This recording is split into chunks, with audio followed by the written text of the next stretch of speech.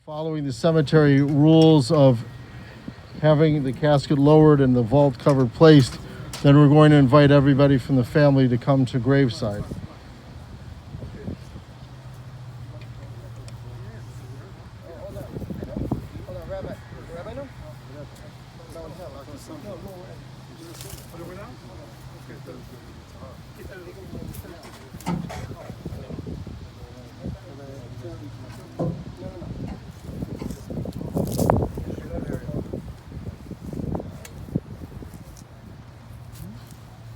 So what are the rules? Who told you that?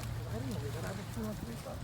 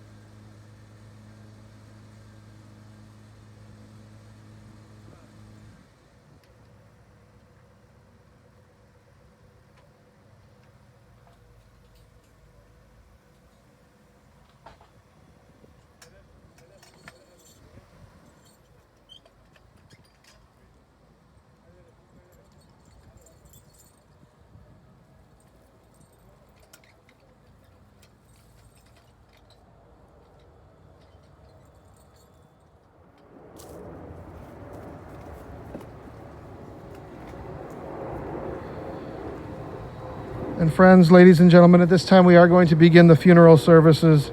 If you have a cell phone or a pager, we would ask for you to please take a moment to turn it off or place it in the silent mode. And officiating today's services will be Rabbi Ezra Belsky.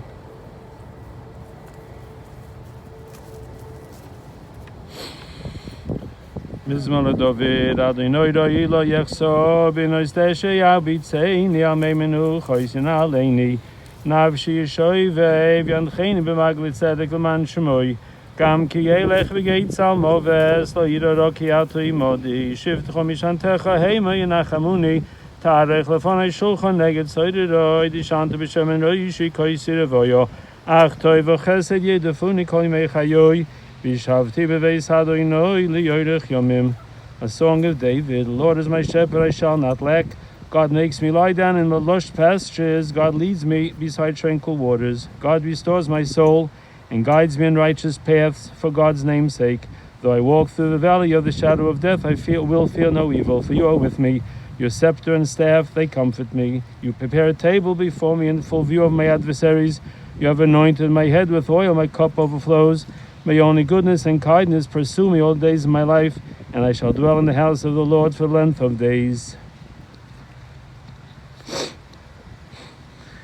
We're here to escort the neshama, the soul of Nosson ben Eliezer, as he leaves us here and continues on his journey. I will leave it to others to tell you about Natan's life and who he was. I'd like to talk about what happened later on when we met up. When he chose to open a new door into the world of Torah study, Natan had made major commitments for a number of years to improve himself in a variety of ways and on many fronts. His commitment and his hard work at self-improvement were easy to see through the physical, financial, and perhaps more importantly, emotional and spiritual transformation that was taking place based on the growth he was achieving. From his purchase of books on classical Torah thought and religious items, he renewed a journey which I suspect might have started in his younger years living in Israel, but rededicated in more recent years. As he opened new doors in the study of Torah, he found that gossip is always bad, smiling and gratitude is always good, and since the soul never dies, the journey is never over. Success is measured by the little changes that occur in your behavior as you incorporate your Torah study into your daily life. He learned that it's never too late to try something new, that life's challenges are designed to test us and allow us to grow from them, to rise above and become a better person. May Natan's family take comfort knowing that though his body has left us, his soul lives on in a new location, ever hopeful that his loved ones left behind never stop looking for new doors to open. May Hashem comfort all of you among the mourners of Zion and Jerusalem.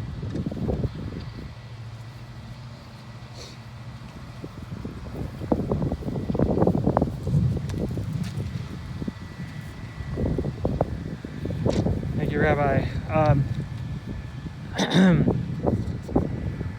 So as many of you know, I'm Steve Messé. I'm Nick's youngest brother.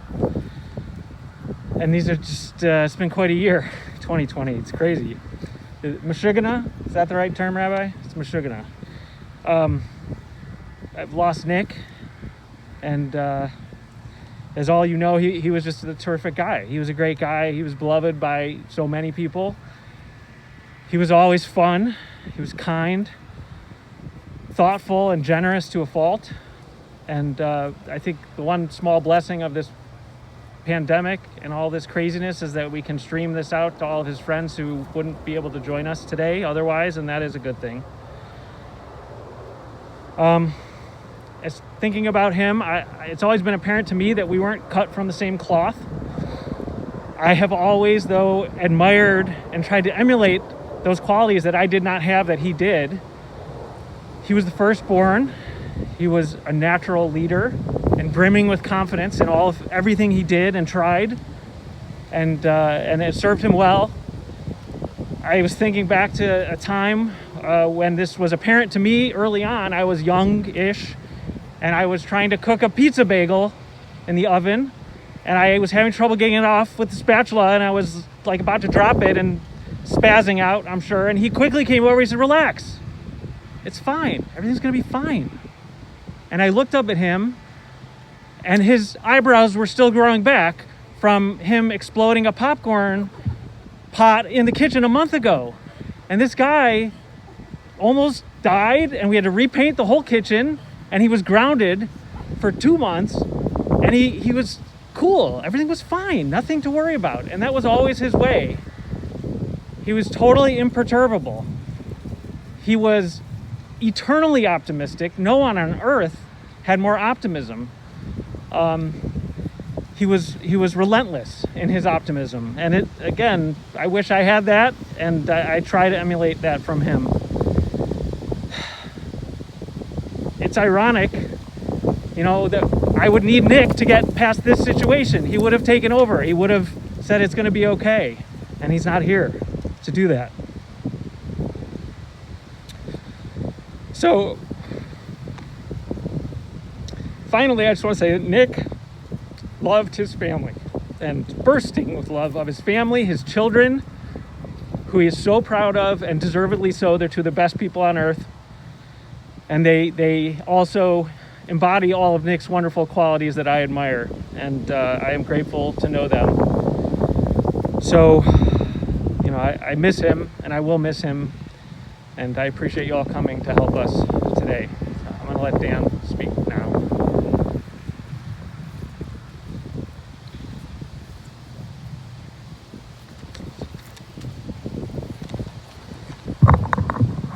Hi, I'm Nick's younger brother, Dan.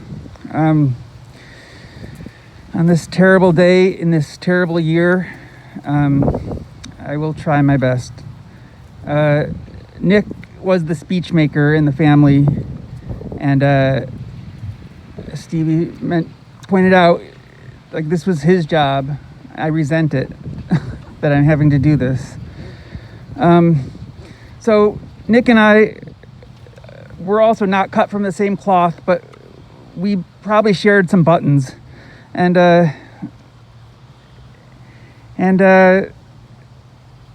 we definitely grew up in a lot of ways together, even through our adulthood. He was absolutely fearless, always cheerful, always positive. Three qualities that I do not share, and but I always admired him for that. When I was a young kid, I always wanted to be wherever he was. I would follow him everywhere, because he was always doing something cool, fun, some cool project he was starting, some grand adventure that he was embarking on. And I think I drove him a little crazy, but it was a great childhood. It was a great place to grow up, and we had great parents. As we grew older, we lived in very different worlds. But no one supported me more than Nick. If any of you know my music, it's probably because of him.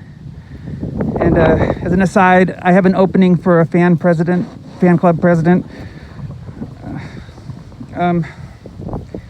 I envied him his ability to make friends easily and often, his open-hearted embrace of anyone, differing opinions, friend, Republicans, friend, ex-wife, friend. Mindy, I was very jealous of his relationship with you. It was very clear to anyone that you loved each other as friends. And Avra, if you're watching this, take note. And his love for Julie was, I'm so grateful that he had that. That it was a wonderful gift. And of course, his nearest and dearest, Jesse and Jono, your dad loved you. There is no truer love. And was more proud of you than any father has ever been of any child. And I hope you carry that with you. To finish, I'll just, my mom has asked for very little, but she wanted me to mention the song that she used to sing to him throughout his life. It was the McGarrigle sisters' firstborn son. And I'm not going to sing it, but the lyric is, firstborn son, he's the son of a gun, the first to be called and the last to come. And if that wasn't a song about him, I don't know what was. Thank you.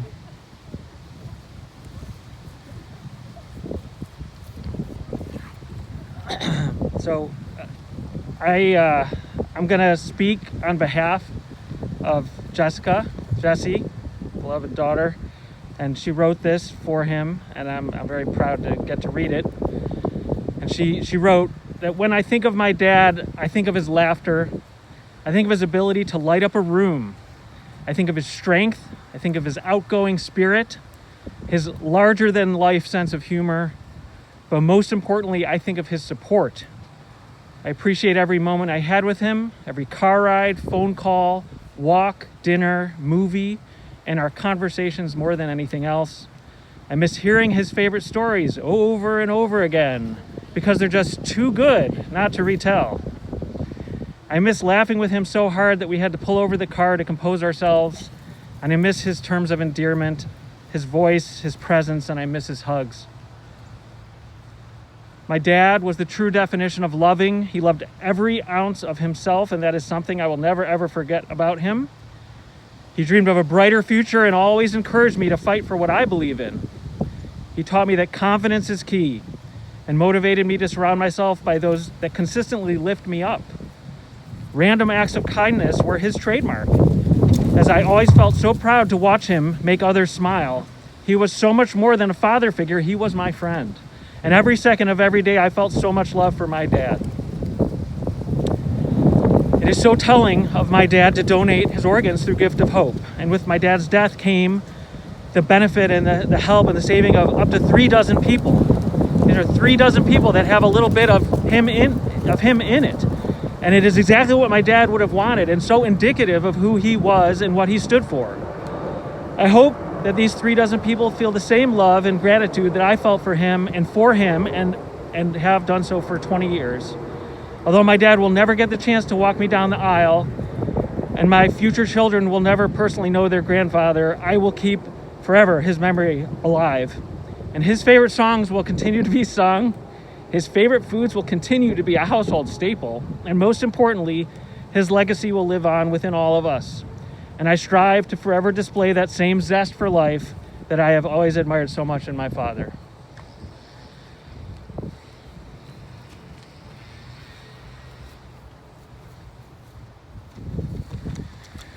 And I'm going to read something written by his son, Jonathan.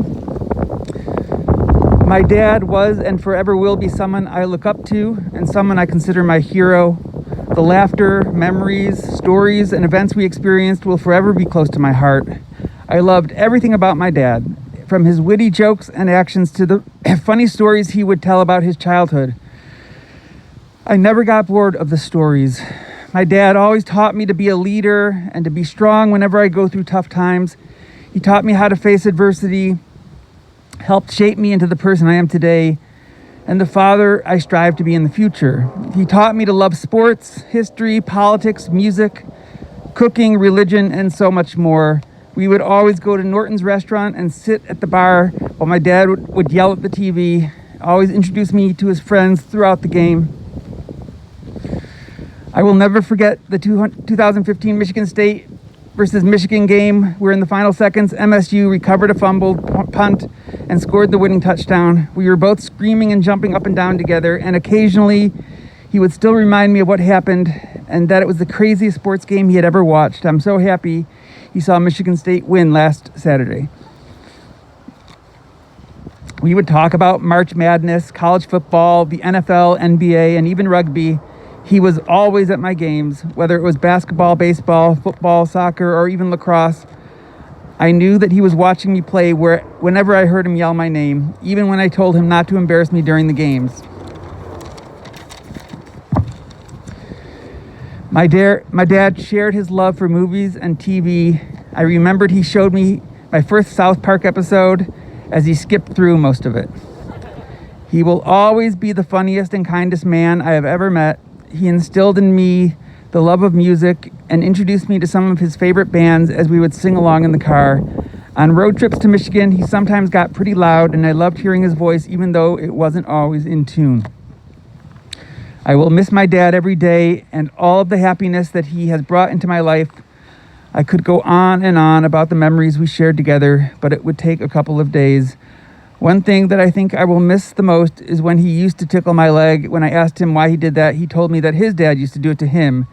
And he would tell me that his dad used to joke around with him in front of his friends. I promise that one day I'll continue that with my kids, and I will never forget the impact that he made in my life and how he changed me for the better. Dad, I love you so much.